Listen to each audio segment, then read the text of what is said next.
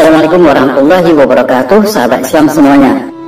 Tidak ada penguasa beragama Islam paling sukses tapi sekaligus juga paling kejam dalam sejarah dunia selain Timur Leng. Timur Leng atau Tamerlan lahir pada tahun 1336 di dekat Samarkand, Transoksiana, Uzbekistan. Ayahnya, Taragai, adalah bangsawan dari suku Barlas yang merupakan campuran keturunan Mongol dan Turki.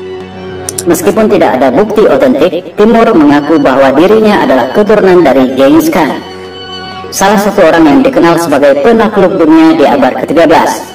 Maka dari itu, dia pun mengabdikan hidupnya untuk meneruskan perjuangan Genghis Khan dalam menaklukkan berbagai wilayah di dunia.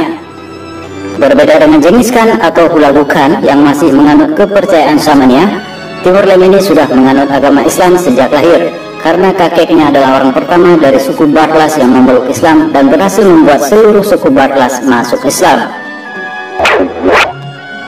Pada tanggal 10 April 1370 Masehi, Timur Leng memproklamirkan diri sebagai penguasa tunggal di Transoksiana. Ia berencana untuk menaklukkan daerah-daerah yang pernah dikuasai oleh Genghis Khan. Ia berkata, sebagaimana hanya ada satu Tuhan di alam ini, maka di bumi seharusnya hanya ada seorang raja. Pada tahun 1381 Masehi, ia menaklukkan Khorasan, berlanjut ke Afghanistan, Persia, Fars, dan Kurdistan. Di setiap negeri yang ditaklukkannya, ia mengadakan pembantaian besar-besaran terhadap siapa saja yang menghalangi rencananya, walaupun mereka Muslim sekalipun. Misalnya di Afghanistan, ia membangun menara yang disusun dari 2000 mayat yang dibalut dengan batu dan tanah liat. Di Fars, ia membangun menara dari 70.000 kepala manusia yang sudah dipisahkan dari badannya. Di India, ia membantai lebih dari 80.000 tawanan. Di Anatolia, sekitar 4.000 tentara Armenia dikubur hidup-hidup. Pada tahun 1405 Masehi, ia memasuki daerah Syria bagian utara. 3 hari lamanya Aleppo dihancur leburkan.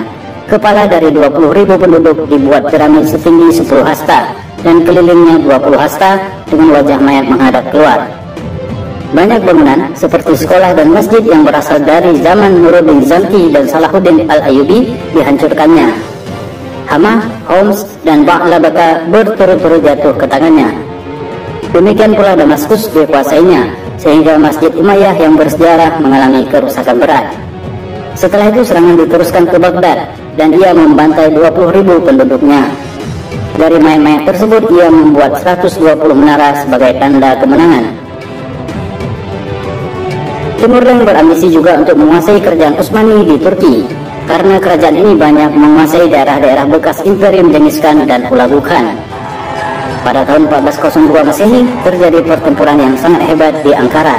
Tentara Utsmani mengalami kekalahan. Sultan Utsmani, Bayazid I, tertawan dan mati dalam tawanan.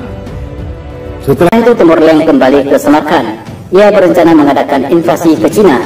Namun di tengah perjalanan ia menderita sakit yang membawanya kepada kematian pada usia 71 tahun. Tepatnya tahun 1404 Masehi. Mayatnya pun dibawa ke Samarkand. Timur dianggap sebagai seorang penakluk terbesar dalam sejarah. Penaklukan dahsyat yang ia lakukan berhasil melumpuhkan 2 raja besar pada zamannya, Sultan Turki, Bayazid Yildirim, dan juga Kaisar Mongol, Tokhtamis, yang merupakan cucu Genghis Khan. Sehingga sejarawan terkemuka Harold Lamb dalam bukunya Tamerlan Sang Pengguncang Dunia menuliskan, segala sesuatu yang diusahakan selalu berhasil, sehingga orang menyebutnya Tamerlan, Sang Penakluk. Prestasi Timur Leng jauh lebih unggul dibanding Genghis Khan, namun keberaniannya tidak didukung oleh akhlak, sehingga ia meninggalkan luka yang begitu dalam di setiap daerah yang ditaklukkannya. Walaupun Timur Leng ini terkenal sangat ganas dan kejam, tetapi ia sempat memperhatikan pengembangan Islam, khususnya di Samarkand dan Turkistan. Konon ia penganut Syiah yang taat, namun sangat tertarik dengan Sufi. Dalam setiap perjalanannya, ia selalu mengikut sertakan para ulama. Wallahu a'lam bishawab.